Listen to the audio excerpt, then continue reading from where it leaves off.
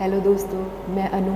स्वागत है आपका मेरे चैनल प्रैक्टिस स्किल्स पर। इस चैनल में दोस्तों हम पढ़ेंगे, हम समझेंगे और हम कोशिश करेंगे सेल्फ हेल्प बुक्स इम्प्लीमेंट करने की।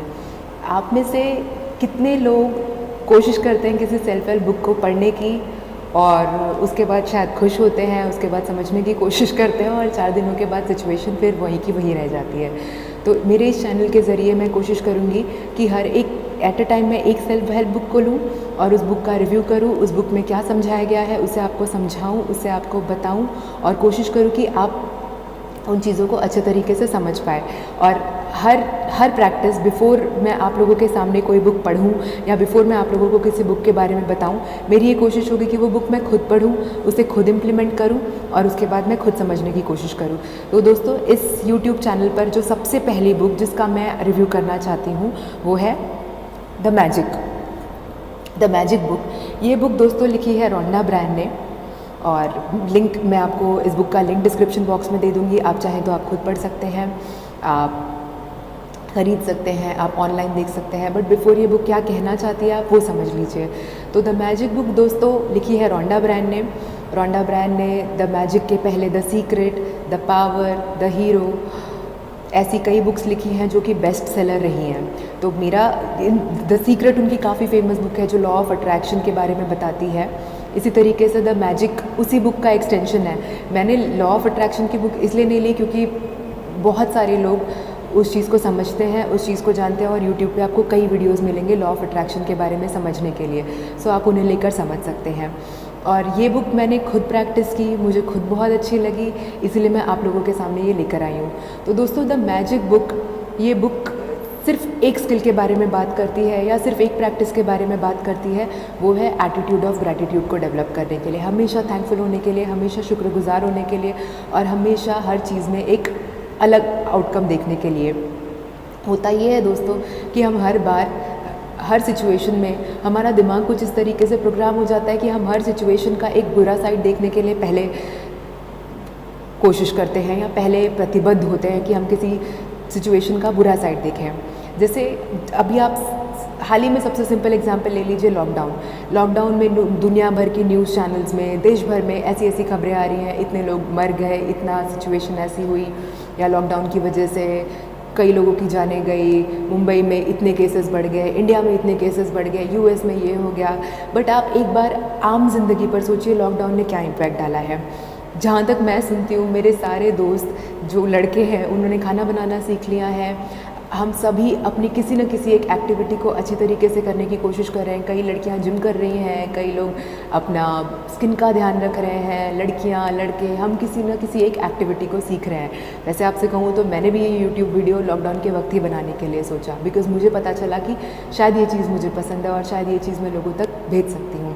तो हर चीज़ के दो पहलू होते हैं, एक होता है पॉजिटिव और एक होता है नेगेटिव। हम कई बार इतने ज़्यादा प्रोग्राम्ड हो जाते हैं नेगेटिव चीज़ों को देखने के लिए, हम शायद पॉजिटिव चीज़ों को देख ही नहीं पाते।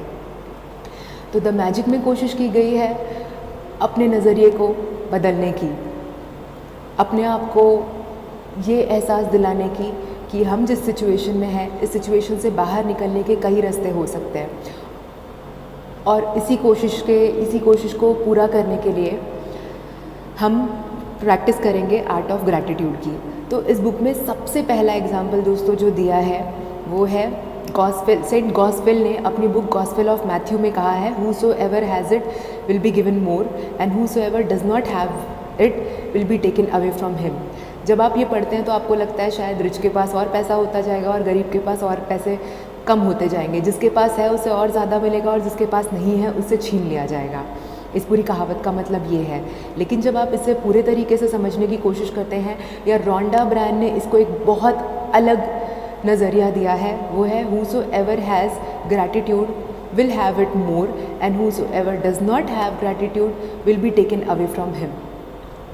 सो जिसके पास कृतज्ञता, जिसके पास थैंकफुलनेस, जिसको पास ये एटीट्यूड है कि वो हर चीज़ में थैंकफुल है, उसे और चीज़ें अबंडेंस में मिलेंगी। लेकिन जिसके पास ये एटीट्यूड नहीं है, उसके पास जो है उससे वो भी लिया जाएगा, क्योंकि हम चीज़ों को ग्रांटेड लेने लगते हैं। कई बार आपने देखा होगा दोस्तों, हमारे आसपास, हमारे बगल में, हमारे ऑफिस में, हमारे बिल्डिंग में, हमारी सोसाइटी में, हमारी कम्युनिटी में कई लोग ऐसे होते हैं जो सिवाय ट्रिप करने के और कुछ नहीं जानते, उनके पास सब कुछ होते हुए भी उनको कोई ना कोई समस्या घेरी होती है। चाहे उनके पास मेरी जॉब अच्छी नहीं है, मेरी सोसाइटी अच्छी नहीं है, मुझे इसने ये किया, मेरे साथ ये हुआ, मेरे साथ वो हुआ, इस तरीके से कई समस्याएं हम लेकर आते रहते हैं। लेकिन क्या ये रियली हेल्प करता है? क्या ये सच में हेल्प करता है? क्या आप उस इंसान को खुश होते हुए देखते हैं? क्या आपको ऐसे लोगों के साथ अच्छा लगता है? क्या आप अपनी खुद की कंपनी को अच्छा समझ पाएंगे? नहीं ना। तो क्यों ना हम इस एटीट्यूड को बदलें।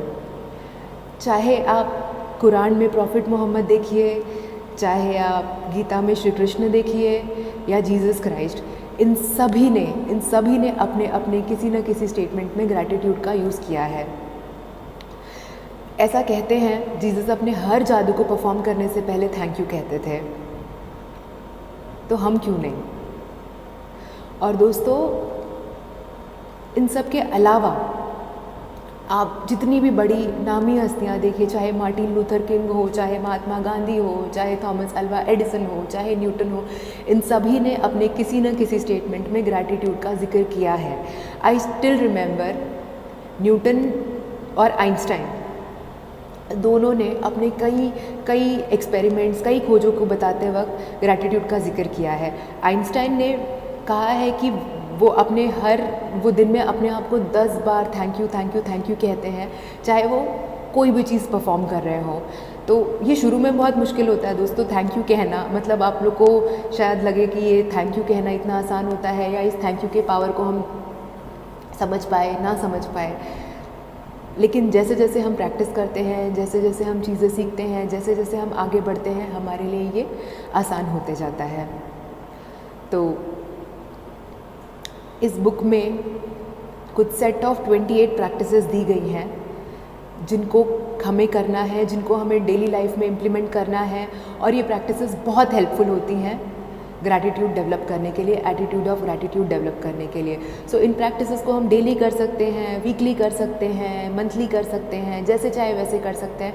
मेरे वीडियोस आपके पास हफ्ते में एक बार आएंगे, तो आई विल रिक्वेस्ट आप हफ्ते में एक बार ये प्रैक्टिस करिए, या जैसे जैसे वीडियोज़ का काउंट बढ़ते जाएगा आप डेली ये प्रैक्टिस कर सकते हैं। तो हम सभी साथ में मिलकर अपने ज़िंदगी में इस एटीट्यूड ऑफ ग्रैटिट्यूड को उतारेंगे, प्रैक्टिसेस करेंगे, अपने आप को एक बेहतर इंसान के तौर पर सामने लाएंगे, और ज़रूर अपने सपनों की ज़िंदगी जिएंगे। सो दोस्तों, कैसा लगा आपको मेरा वीडियो, ये आप मुझे ज़रूर बताइएगा। मेरे वीडियो को लाइक, शेयर, कमेंट और सब्सक्राइब ज़रूर करिए। हमारे अगले वीडियो में हम द मैजिक बुक में जितनी भी प्रैक्टिसेस दी गई हैं उनको अलग अलग चैप्टर में एक्सप्लेन करते हुए बताएंगे। Thank you so much. Bye.